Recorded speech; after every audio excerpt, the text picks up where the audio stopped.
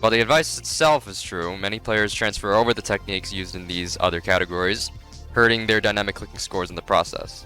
Pasu Trek and Pasu TS variants will help you become more familiar with the ways that Pasu bots will most often move, but they will not teach you how to perform the right dynamic clicking technique. They're a completely different category, and you should remember that as you use them. Returning to my point about accuracy, the main reason why most players suffer in terms of accuracy on Pasu types is because they're not applying deliberate clicking. Deliberate, meaning in a way that is cautious, careful, without hurry. First, don't interpret deliberate as intentionally being slow. It's more like trying to make every shot count. This is Pasu Small Reload by Mad Badman, one of the greatest aim training players in the world. Notice how he's taking advantage of the extra shots with almost spam clicking on the targets. The result is rather poor accuracy, but this fault is made up with MBM's godlike speed. Now, because I said MBM was one of the greatest players, you might think that I'm trying to showcase proper technique.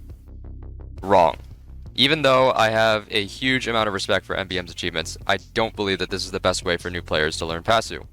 MBM has famously stated that he doesn't believe in reading bot movements. Even for players at an intermediate to advanced level, MBM's style of aiming is extremely difficult to replicate. Speaking specifically about his PSR run, because the scenario lacks accuracy scoring, MBM's score does not suffer from a lack of deliberate clicking. In my opinion, the best way to improve at deliberately clicking and making sure every shot counts is by playing these smaller, harder scenarios and actively trying to be smooth and not waste shots. For those of you new players who tend to spam click in passive scenarios, if you're just trying to copy MBM, I challenge you to do it well. But if you're doing it out of mere beginner habit, stop it, smooth it out, and learn to read bot movements.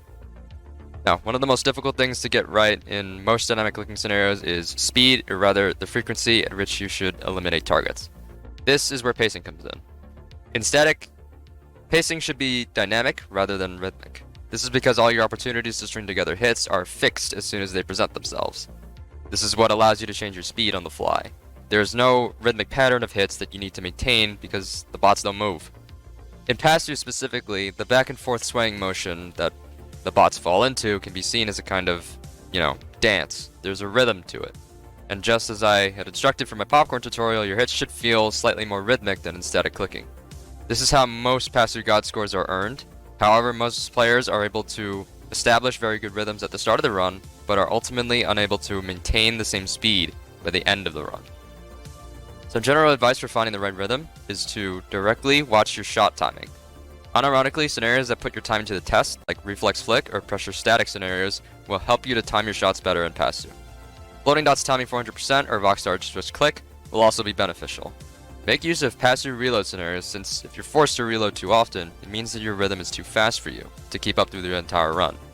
On the other hand, if your scores are rather low and your accuracy is really high, like somewhere near 90 or 95%, your rhythm is too slow and you should challenge yourself to speed up more.